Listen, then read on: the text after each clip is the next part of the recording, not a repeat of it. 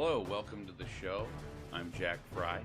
Today we'll be talking about NFL free agency, the Warriors, and what they look like for the rest of the season into the playoffs, Zion Williamson, some rule changes in the Major League Baseball, and a little bit more. Let me start with this. LeBron James. What is going on in Los Angeles? I have to say, the season is lost. Well, it has been for a few weeks now. I fully believed for a while that they'd pull it together and at least get the 8th and final playoff spot. But it's starting to look like they're just going to miss the playoffs. Now, is that a positive thing going forward for the future? Yes, because if you think about LeBron's minutes and LeBron's games over his career, he has played so much more than any other player in the league. It'll be so nice for him to get this time off to recuperate, to recover, to build his body back up. And if the Lakers front office and management can hold it together this offseason and maybe add some pieces, shooters mainly, to go along with what he can do, I think they have a real chance next year to at least make the playoffs, not to mention maybe even get to the NBA championship, particularly on what the Warriors do with their roster. Now, their roster is good. It's not as deep as it used to be, but if the Lakers can pick up some talent and plug it into the right spots and make a cohesive group, build some chemistry, I think they have a chance. Kevin Durant, from what I'm hearing, is not going to stay in Golden State. He's going to go somewhere else. Where he's going, I'm not quite sure. Most rumors surround him leaving and going to the New York Knicks. Along with maybe Kyrie Irving coming over. They can do 2 supermaxes for both of those players. And if they get the first overall pick, we all know who they're taking. Zion. Can you imagine, folks? Kevin Durant, Kyrie Irving, and Zion Williamson. That would be so much fun to watch in the big city of New York with the big lights of the Knicks and Madison Square Garden. Well, that would bring a lot of fun to the NBA. Now, that brings up another question. What's Kevin Durant's legacy? Why or why not leave the Warriors?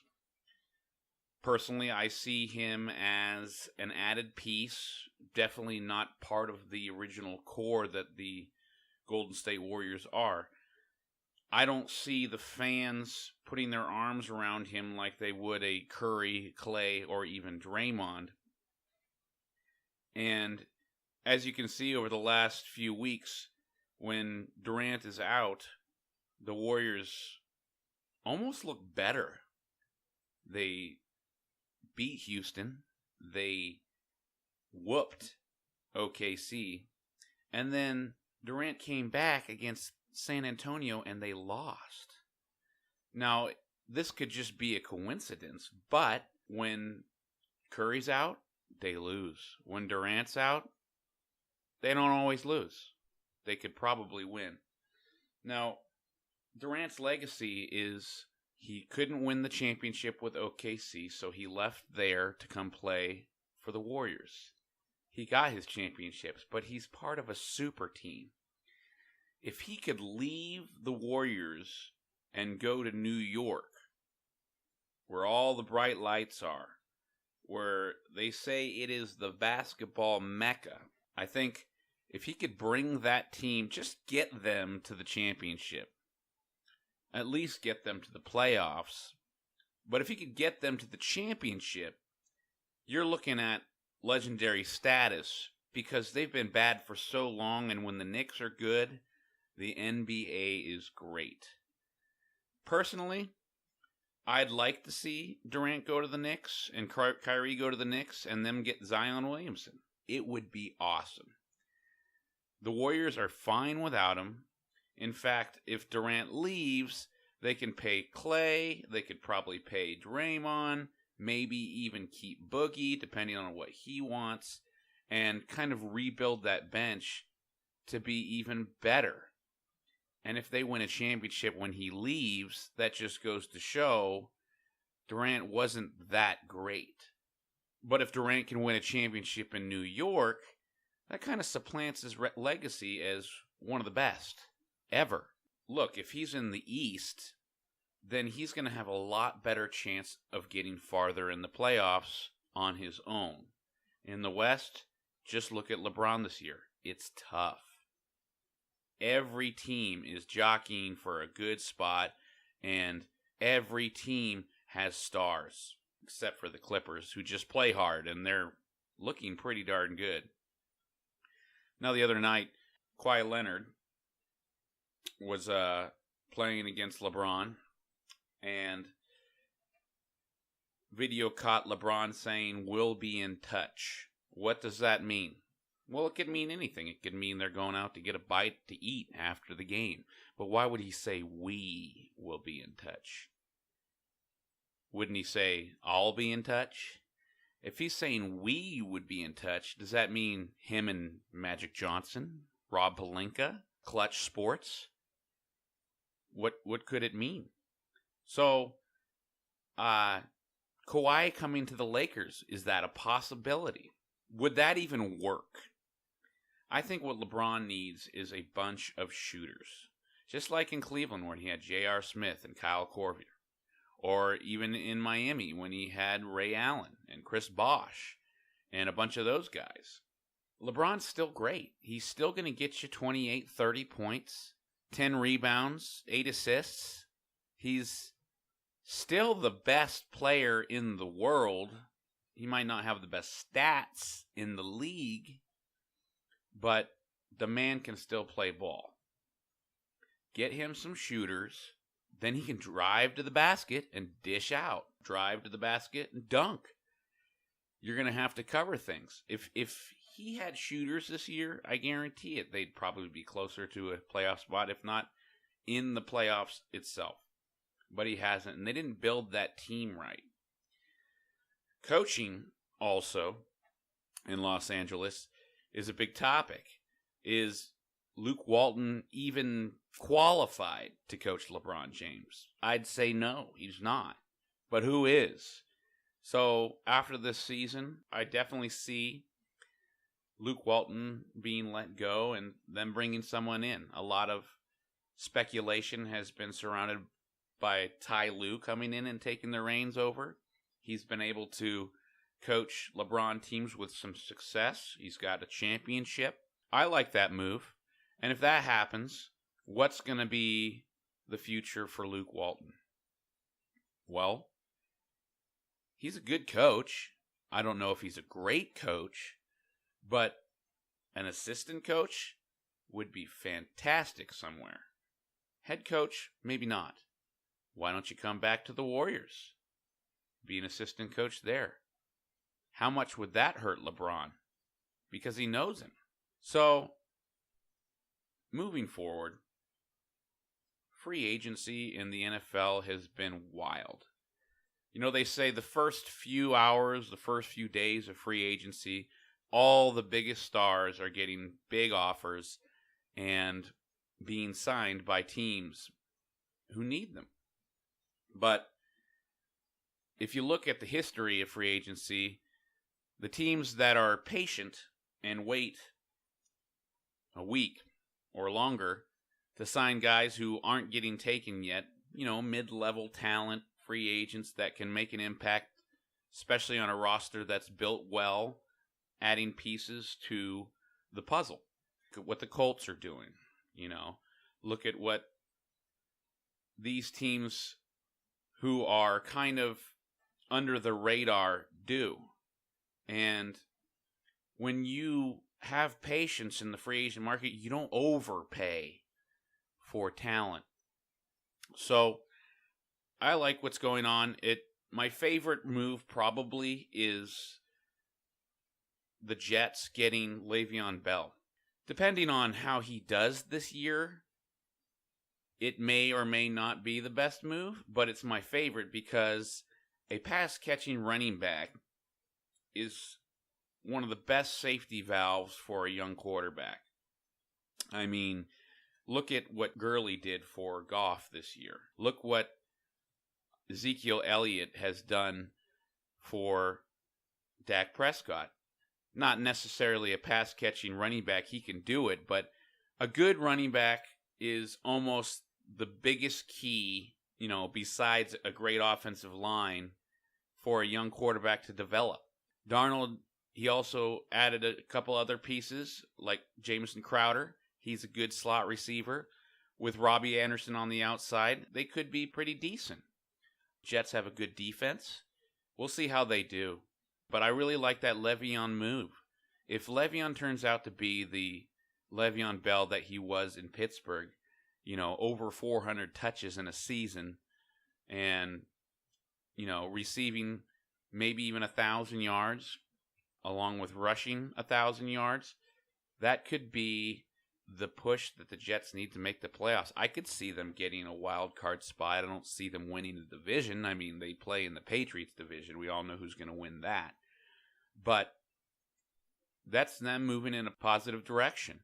I like that move. So, speaking of the Patriots, I've heard that they're going to have a better team than they had last year, more talent than they had last year. Rumors are that Gronkowski is going to stay another season. I mean, look at the way they used him last year. He was used primarily as a blocker. And that's pretty good for a guy who has been such an offensive threat over the years. He's able to take a little bit of a back seat and be a team player, just like everyone else on the Patriots. There is no egos. Even Gronkowski, with the biggest personality on the team, no ego. They're all willing to do what it takes to play the team game. They're collecting a team. They're not collecting talent. So, could the Patriots repeat? Yes, absolutely they could. Will Tom Brady be healthy? We don't know. If he is, are they the favorites to win? Probably. He's still so good. And it's the Patriots. It's Bill Belichick. He's going to be able to get this team ready week in and week out for each specific team that they face. So it's going to be pretty good. I like to say that the Patriots are the team to beat until someone can dethrone them. They're just always there. Until someone can beat that team, then they're gonna be the favorites. Personally, this year, my favorite sleeper is the San Francisco 49ers. San Francisco has been adding pieces to their puzzle over the last few years with John Lynch as the general manager. Of course, last year, Jimmy G got hurt. Their season pretty much out the window, down the toilet. But I believe that they can come back from that. And they've added some pieces. Tevin Coleman, really great pieces. Verrett, good cornerback. And D Ford, defensive line. It's going to be... I think that the Niners could be the favorites to win the division, which means they get into the playoffs, and we'll see what Jimmy G can do in the playoffs. If he can stay healthy with Shanahan as the coach and that offense with an improved defense, I think they have a chance. Here's Chrissy with the news. Not the news! Yes, the news. I love the news! So, we all know how Zion Williamson blew out one of his shoes a few weeks ago. Well, the other night, he returned against Syracuse and had a huge game. Oh, what a game it was, man. He went off all night. He had a great game, and it looked like those shoes were much better. Yes, with a reinforced pair of sneakers that sent Nike officials scurrying off to China to avoid a repeat of Zion's shoe blowout last month, the freshman sensation returned to the Duke lineup with a perfect 13 for 13 shooting night and 29 points Thursday night in the Blue Devils' 84-72 win over Syracuse in the quarterfinals of the ACC tournament. Williamson, the likely first overall pick in the 2019 draft, was happy afterwards with his switch from the Paul George model to the Kyrie model. The shoes were incredible in this game, Williamson said. I couldn't really specifically tell you if I wanted to switch. I just know they're a little stronger. So I want to thank Nike for making these. They felt very comfortable. Those shoes look pretty cool. And man, after that game going 13 for 13 and 29 points, I think every kid in America is going to want those shoes. It was a really great game. And man, I have to say, it's not between R.J. Barrett and Zion Williamson who's going to go number one because of talent. It's just because of impact. I mean, Zion, he's got all the impact in the world because of his stature, because of the stuff that he's going to do in the NBA, and how much money he can bring a franchise. But I really think maybe R.J. Barrett might be the overall better basketball player. But I'm really glad that Nike figured out those shoes, and we got up and going, and I'm really glad that Zion Williamson decided to come back and play this year. Yeah, he's going to be great to watch. In other news, the Browns' Kareem Hunt suspended for 8 games for violating the NFL's personal conduct policy. The NFL announced on Friday that Cleveland Browns running back Kareem Hunt has been suspended for 8 games for violating the league's personal conduct policy, and that's according to the NFL's Ian Rappaport. Rappaport noted the Browns were expected to have a suspension between 8 and 10 games when they signed Hunt, and he added that Hunt did not appeal his suspension.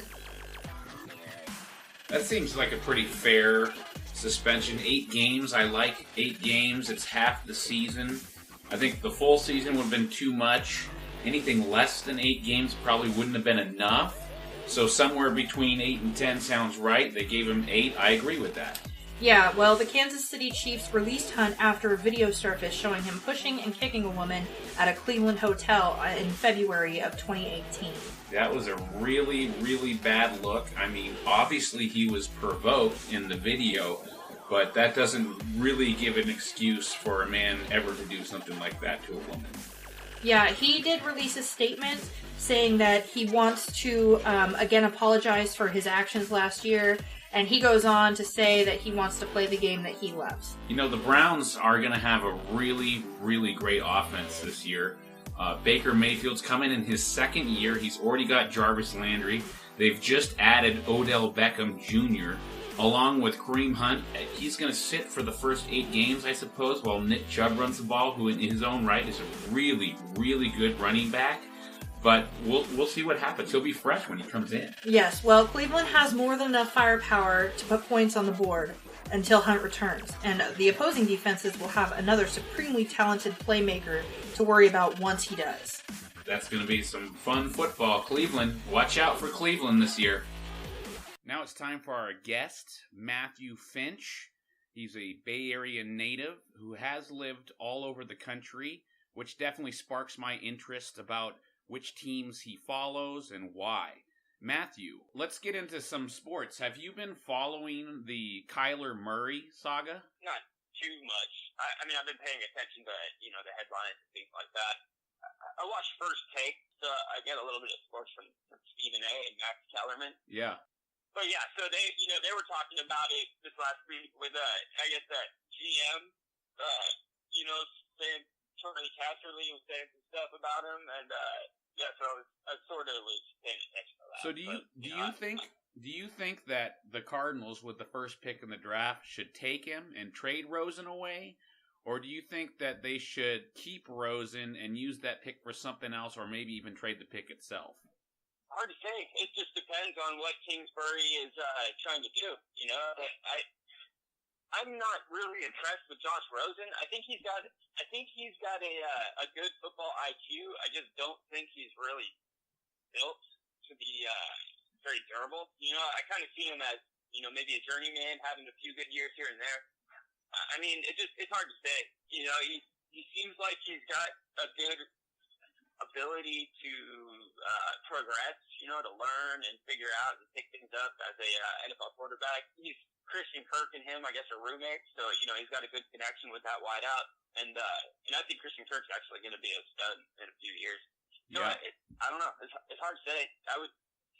I think if they do that, then they're sort of taking a step back, just because you had what was Rosen? Was he like the third pick last year? He was like the third quarterback, but he was the 10th pick, I believe. Oh, he was the 10th pick. Yeah, the Cardinals. Okay. He kind of just fell into the Cardinals' lap, and you kind of had to take him, especially with Carson Palmer retiring. So it was kind of a good move for them. What I see is, and this is what I think they should do, because Kingsbury, their new coach, he's a college coach with a high-powered offensive system that could work really well in the NFL with the right quarterback. And I don't think Rosen is that quarterback. I think they should actually go ahead and see if they can get something for Rosen, maybe trade him to the New York Giants, let him learn from Eli Manning for a year, pick Kyler Murray and put him in the system. The only downside to that is you've got Rosen for really cheap as the 10th pick. If you pick Murray number 1, you got to pay him a whole lot more as the number 1 pick. So they've kind of got a little juggling act to do. But what do you think about maybe Rosen going to the Giants? I don't think that's that big of a deal. Number 1, he is the number 1 so first overall, but it's still, I mean, his baseline salary is still like $6 million or something. So when you're talking about quarterbacks, it's, they could have him on his rookie, first year deal and still have plenty of cap space. So I don't think the money's much of an issue. I think it's more along the lines of like, what are they trying to do? And then, I thought that Rosen was sort of their, I thought they had a higher pick than 10, and I thought that they had, sort of thrown in Rosen as being their quarterback for the future. I didn't realize it was just sort of opportunistic the way they got him. Yeah. But if that's the case, then yeah, if he wasn't like last year, if he wasn't like the guy that they wanted, it just sort of happened, and they were like, well, it's all right, this looks good, we'll go with him better than what we had. Then I would say, yeah, probably Kyler Murray would be the way to go if that's what Kingsbury's trying to do. And then in that sense, you would probably want to unload Rosen just because it would make more sense to go find a free agent veteran to back them up as opposed to having 2 young guys. Yeah. So, yeah, I mean, there's plenty of places he could go. Giants would be a good one. Moving on, free agency has been here for about a week, and there's been some big moves. Free agency this week has been pretty impressive. We've got Antonio Brown going to the Raiders. We've got Odell Beckham Jr. going to the Browns. We've got Le'Veon Bell going to the Jets. And these are some pretty big moves. And what do you think about those 3 guys and what teams they've gone to? The OBJ was a surprise. I didn't see that one coming at all. Well, the interesting thing for me is just the fact that just the values of these guys. I mean, they're hardly getting anything for them. Like if you would have thought 2 or 3 years ago that if Antonio Brown if the Steelers were going to trade Antonio Brown, you go, well, what's the asking price? Probably, their number 1 wideout, probably a number 1 DB, and then a handful of draft picks. Right. So, but now it's like these guys, all they have to do is essentially just tell the ownership, I'm cool, I don't want to work here anymore. And then it doesn't matter what sort of, Brown just signed a 5-year deal last year. So obviously the contracts don't really matter at this point. And so it's just, what's interesting to me is that the returns for these trades is jacked. It's almost, the leverage has shifted in such a short amount of time from the ownership to the players. I mean, obviously only certain players, but yeah, just the fact that so I mean, yeah, it's just crazy that the Steelers, I mean, what did they get back for them? They got a 3rd round pick and a 5th, and that's it. Yeah, and that's it.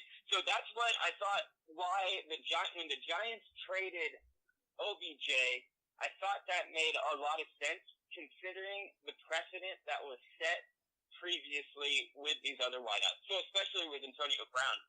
Noticing that so I think what the Giants were thinking was, all right, well, we can start the rebuilding process now, or we can hang on to OBJ. And if we hang on to OBJ, considering his history, there's a strong chance that he's going to create some sort of division in the locker room or some sort of chaos in the locker room.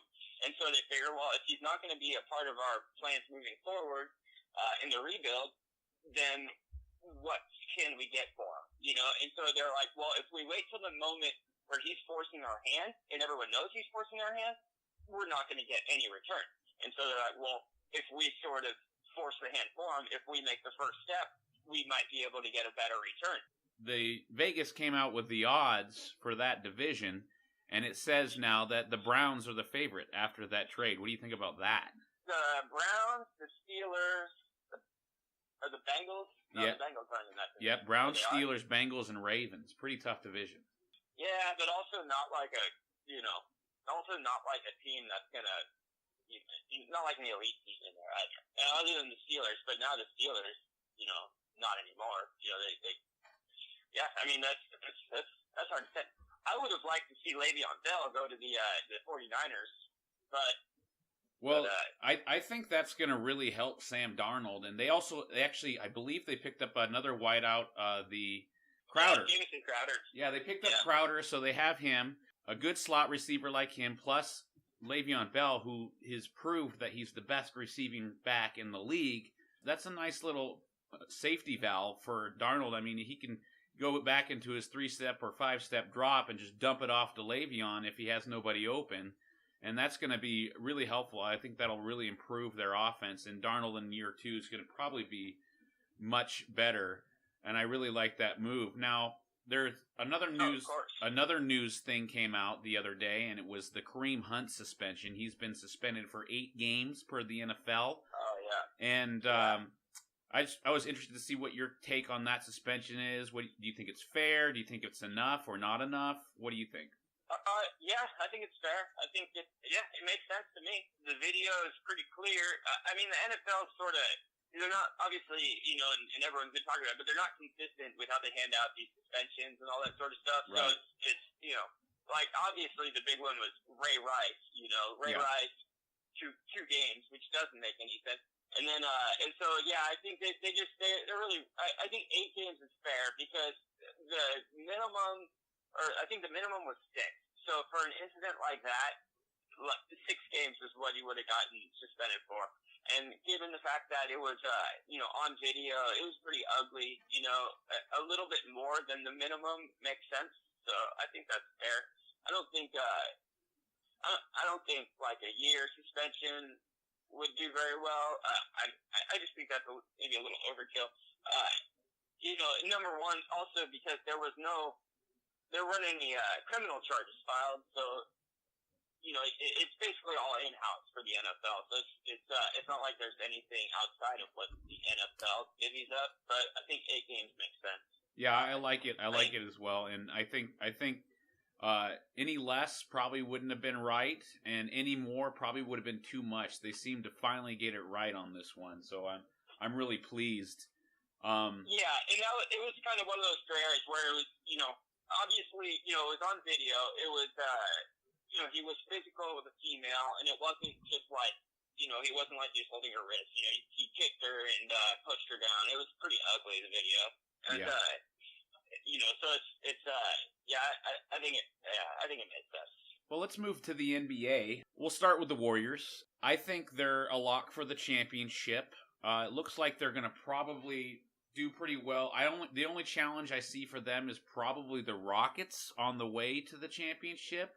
If they're fully healthy and playing as well as they can, maybe they can sneak through and take the Warriors. What do you see for any challengers for the Warriors? Do you see them as a lock? Do you see that another team could possibly upset them? What's your outlook on that? Yeah, totally. I mean, I think the Rockets are probably their only real stiff competition. Yeah, the Warriors would pretty much have it. They would have to really implode for them to lose this year, considering there's no LeBron.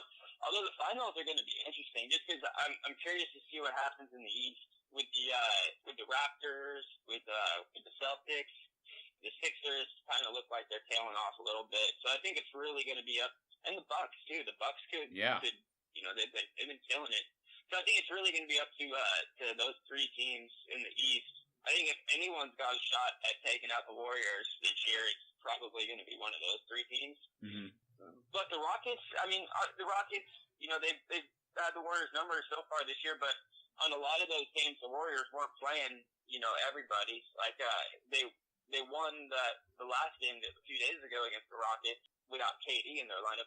So it just depends. And then, the James Harden, for as good as he is in the regular season, he is not good in the playoffs. Right. So, they're going to need him to step up. And if he can, then obviously Chris Paul can stay healthy, but their team's a little bit different this year. They don't have Ariza. I don't think Eric Gordon and PJ Tucker are quite as like Eric Gordon. The year they took the Warriors to 7, Eric Gordon was a freaking assassin from beyond the arc. And this year, I mean, he's still good, but I just haven't quite seen the production beyond the arc as he had that year. So hard to say.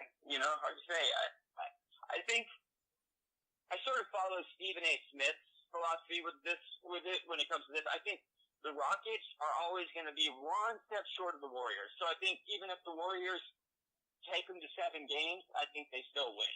I think that the Warriors are just always going to they're always going to adjust one step ahead of the Rockets. Their team is just that much better. And they're the type of team where, they'll up their level. I mean, the sky's the limit with their talent. They're obviously the most talented bunch in the NBA. And so it's just, they'll up their level of the competition. If the Rockets are pushing them, the Warriors will, up it, take it one step further. So I think that the Warriors I think they just have the Rockets number, honestly.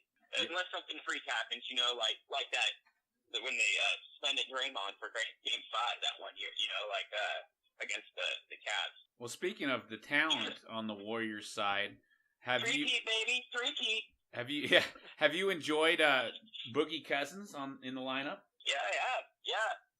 He's definitely not quite what he was with the Pels, but it's an interesting dynamic. You're just seeing that big Boogie down in the middle, in the paint, pushing people around. He adds something to the team that they haven't really had. He adds that force in the middle, inside the paint that he does, especially on their second team. He helps out their second team out quite a bit. Right. Yeah, I like them being able to go back and forth from Looney to Cousins and it's just so much fun to watch when you've got a big man who can hit threes and just push people around in the paint at the same time. For next year, there's a lot of speculation about where Durant's going to go, if Clay's going to stay. And now that Cousins has shown he can play, maybe he leaves and gets some more money. If you had to lose, let's say, a Durant or a Draymond Green because, they had their little spiff, which person would you rather keep and go on for the next season? Would you rather have the original roster that has been drafted, that's played together, or would you rather have Durant in there as well instead? Yeah. No, I thought about this, and I think the Warriors' number one priority is getting Clay that supermax. They've gone out and said it, that their priority is to re-sign Clay overall more than anybody. Yeah. So I think just because outside of the whole branding of their team, the whole Splash Brothers, like how their team's constructed, Clay and Steph, really are the focal point. So that you can't just have one because it really throws off their spacing. Yeah. So I think with both, they need to re-sign Clay. And I think they will. I think that's their top priority going into the offseason. Right. They know. And honestly, I think KD's going to leave. I kind of just have this sneaking suspicion that he's going to go elsewhere. I don't really know where he wants to go or what he wants to do, but I don't think he's going to stick around. I could see him going to the East Coast. I think for him, it's about getting paid right now. I think he wants the massive. I think he wants the money, and then I think he also wants. I don't think he's looking for like a 4 or 5 year deal. I think he likes these 1 and 2 year deals to give him more control over where he can go. So I think he's going to continue with that. But I think he's also going to want, as much as he's worth. So I see him going to probably the Knicks, maybe the Wizards. But I don't know. I mean, there's a possibility he could re-sign with the Warriors, but I think it's more likely that he moves on. And then, from there, priorities, re-signing Clay. I think, personally, I'd like to keep the main core together that was there before Durant. And because if you've been watching the games and you look at the stats, if Durant's hurt and he's out, the Warriors can still win and win by 20. Oh yeah. When Curry's out or Clay's out, they don't win as much. Like the other night when they played Boston and Clay was out, they lost by 33 points. But then last night when they were OKC, Durant was out and they won by 20. It's like he's obviously not quite as important to the team as those other players. And now thinking about going to the East Coast, imagine Durant goes to the Knicks and then Kyrie goes to the Knicks and the Knicks are tanking and they get the first pick. Could you see Durant, Kyrie Irving, and Zion Williamson playing together? That would be crazy. I mean, that's good for the NBA. Yeah, but the only problem with that is, how many minutes are Kyrie and Durant going to be able to give you? And then at that point, you need a bench, Yeah. And if because they would have to supermax both those guys. Right. And then, Zion. So, that doesn't leave you a whole much for utility players. So speaking of Zion, he had his first game back the other night, and he was 13 for 13 with 29 points, and his shoes did not blow up. Did you catch any of that game, or what do you think about him going forward in the draft? Also, do you like R.J. Barrett as opposed to Zion Williamson? Yeah, R.J. Barrett's awesome. Yeah, I mean, Zion's a force. He's so dominant, and he's so good, but I kind of give it a 50-50. It's hard, not sure how he's going to match up with NBA defenders. Just because, he's a big dude, definitely, but I think he's only like 6'7" or 6'8", something like that. So he's not huge. Which, once they get to the NBA, those guys are a lot bigger. So it's going to be interesting because he's not going to be able to overpower and dominate, the way he has been with the college defenders. So it's going to really come down to his abilities, and he doesn't have much of a perimeter shot. I mean, he can shoot, but that's not really what he's there. Obviously, the comparisons, but he's more of like a Shaq type player. You know what I mean? Where he gets in the paint, he dominates, and so that's awesome. I think he can do that. He's gonna have to develop that skill, and so it just depends on how he develops that skill moving forward in the NBA. I like to compare him to maybe a Blake Griffin, a high flyer who could dunk and make really, really exciting plays, but maybe doesn't have the all-around game like R.J. Barrett. And R.J. Barrett, he can almost do it all. I mean, if I look at those two players, I see R.J. with a more successful NBA career. But I also see that Zion Williamson is going to be the first pick because of his size, because of his playmaking ability, and the excitement surrounding him. Plus, what about merchandise and the franchise, how much money they would make off of him? It's almost like, do you want to pick a player that's going to help you win, or do you want to pick a player that's going to help you make money? Yeah, no, that's true. And, maybe he does come into the NBA. I think what CJ Smith was comparing him to Charles Barkley. He thinks he's more of like a Charles Barkley type guy, which which I could see that because Barkley was a dominant player. Sort of middle, like not like skinny and lanky, but sort of beefy and not tall but not short either.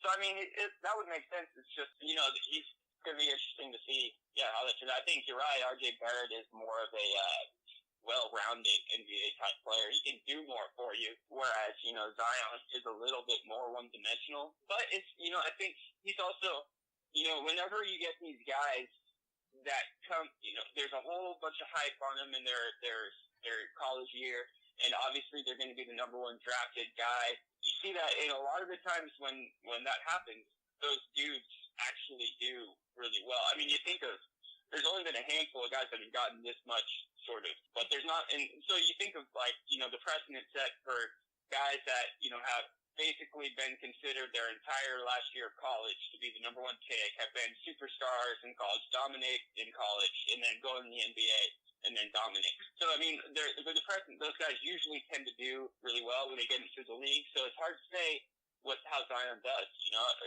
He could come in and do just as well as he has been in the NCAA, which, is a possibility. Yeah, it's going to be interesting to see. I'm sort of 50-50 on it. I don't really know. I could see it go either way, and so it's going to be interesting to watch how it develops. I think if you have the number one pick, then you have to take him, Yeah. Like, not just because of, putting seats in or fans in the seats. It's, I think the upside in what he could become is enough to where you would take that chance. Absolutely. Let's get some baseball in for last, and then we'll close out. Bryce Harper got a 13-year, $330 million deal with the Philadelphia Phillies. What comes to your mind when you hear that? They paid too much. Yeah, really. I mean, but like, is it realistic that a player can play 13 more years at a high enough level to earn that much money? Hell no. That's why they paid too much. It's ridiculous. 13 years, $330 million. Yeah, that's crazy. I mean, you're freaking hamstringing your team for the next decade. Well, I mean, obviously those contracts are fluid. That's what with the NFL, it's exposed that quite a bit. I mean, I don't know the differences between baseball contracts and NFL contracts, and how much different they are. But that was sort of the thing was, you sign this contract with the NFL, you sign the contract, and that's a contract. So not only do you have to live up to your end, but even if it's beneficial or not beneficial for you, regardless of how that plays out, but the ownership has to as well. It's like if you sign a guy for 13 years and 2 years in you want to unload him, you want to trade him, or he wants to leave, somehow that's possible. It happens. That's right. They make so many loopholes in these contracts now where 13 years isn't 13 years. That contract's going to be for however long they want to continue playing, him playing for them and he wants to play for them. I highly doubt that contract gets played out in its entirety. Even then, that's just a long time to sign a player. These doesn't make much sense. These things would be impossible if baseball had a salary cap like the NFL or the NBA, and it'd be much better. I think the playing field would be much more even in baseball. I mean, as you can see, like homegrown teams like the A's and the Astros are doing really well, but they don't have the salary cap restrictions. So when those homegrown players are developed into stars, they can use them as trade pieces or sign them to huge contracts. Of course, the A's won't do that because they're too cheap. But like, look at the Yankees, and especially in the 90s when they just kept getting guys like Jason Giambi, Roger Clemens, Randy Johnson, and all sorts of players like Alex Rodriguez, who signed a contract with the Texas Rangers just like this one. 10 years, almost $300 million, and then he was traded. Yeah, no, that's great. I remember when that happened because I was a big Mariners fan at the time. And so because it was, at that time when he signed it was $250 million. It was $250 million. So it was like... Yeah, I remember that. It's not really a contract. It's like, well, it's just sort of an outline that we can follow until, we decide to go a different route. Right. But from the Phillies' perspective, I can see why they would want to do it. Basically, Harper is saying that, I want a 10-year contract. He's like, I want 10 years or more. He basically wasn't trying to sign for anything less than that. And he basically held out all the way into spring training. The Phillies wanted him. Yeah. And so he was essentially like, all right, well, whoever's going to pay the most. And so I think the Phillies were like, we need someone to build around. And Bryce Harper's our guy. That's who we want. And so, we're going to get him. I think they had it in their head that, like, this is the player they want. And so and they had the resources. And so it just didn't matter. They were going to do what it took to land him. I think from their perspective, that's what they were trying to do. Puts them in a tough spot. But like you said, there's no salary cap. So, add a bunch more pieces to the puzzle and buy themselves a championship. Right. It's weird too because I do remember that was the big thing with baseball, and I think a salary cap is coming. I think it's going to happen at some point, just because all the other major sports have it. So it's just you start to see as the leagues start to go a little more time with the salary caps in place, the benefits and the pros and cons, and I think it makes a lot more sense to have one than to not have one. And then as it plays out with the way these contracts go too, not have a salary cap, well, now you're looking at teams having to pay a guy 13 years, $30 million a year, just so that they can get him, Right. I think the salary cap's coming, and I think the Yankees, 4 or 5 years ago, they started figuring it out that you can buy a whole team of all-stars, but you're not going to buy a championship. Right. Because that's not how the teams are winning championships anymore. You know, it's through small ball. It's through manufacturing runs, through stealing bases, you know, through hitting singles, through playing good defense. It's not just through power anymore. So I think that's sort of the shift that's happened, you know, since the home run period of baseball ended with the steroids and all that. So now it's, you know, power is not as important as it once was. Well, some might argue that the Major League Baseball has become home run or bust because with the defensive shifts and you're not seeing as many base hits, you're seeing guys just swinging for the fences. Yeah. So speaking of changes, like putting a salary cap on baseball, there are some rule changes to baseball. And I like these. You know, I used to watch baseball all the time. I loved the game. I played the game.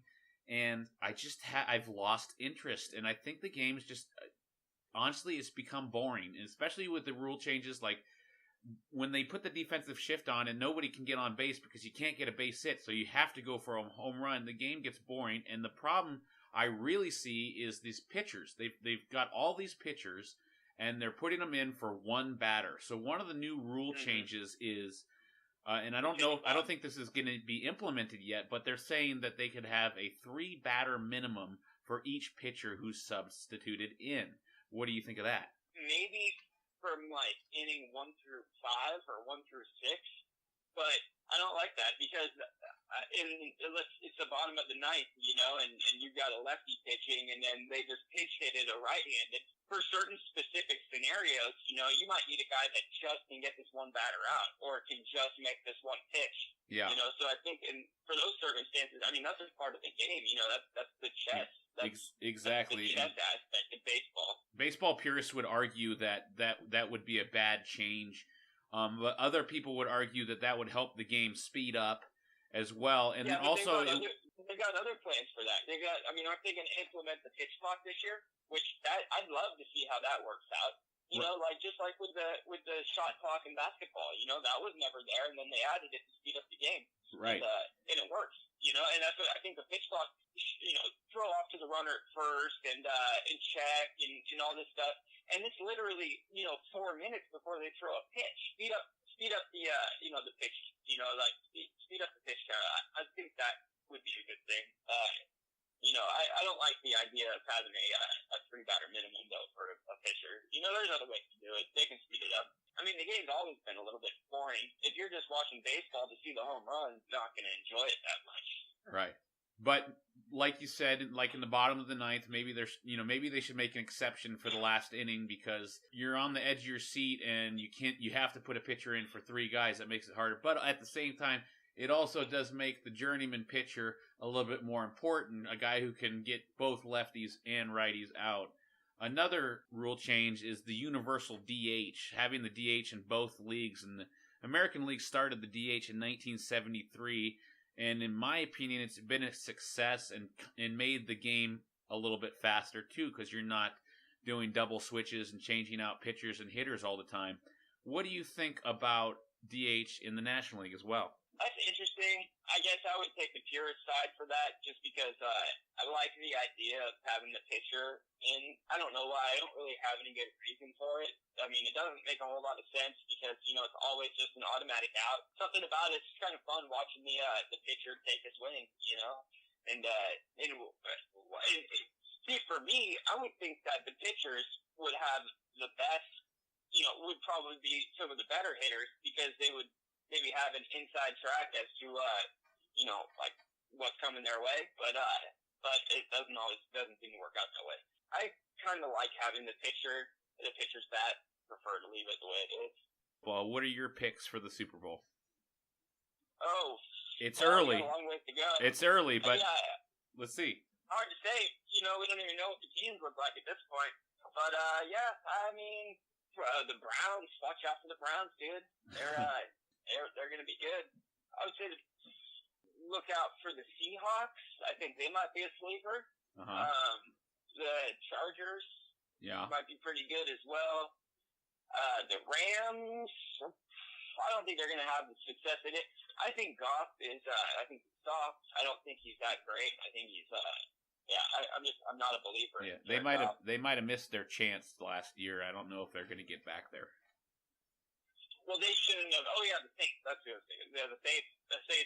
I think they got a good shot just because they don't have many more. I think this might be Drew's last year, so I think that they're pretty much all in. So if they don't make it to the Super Bowl, then that's, I think, a disappointing season for them. So I think they're going to be all in. Got to look out for them. Obviously the Patriots. Obviously.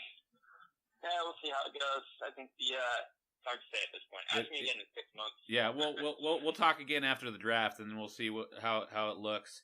Well, thanks, Matt. I really appreciate you coming on and sharing your insight. We'll hope to have you soon. Sounds good, Jack. Thank you. All right, brother. Have a good one. All right. Well, thanks everyone for listening. That's the show. If you enjoyed it, please like and subscribe. Preview for next week. We will have a top 10 list of the best quarterbacks of all time. And Tom Brady is not number one. Bye-bye.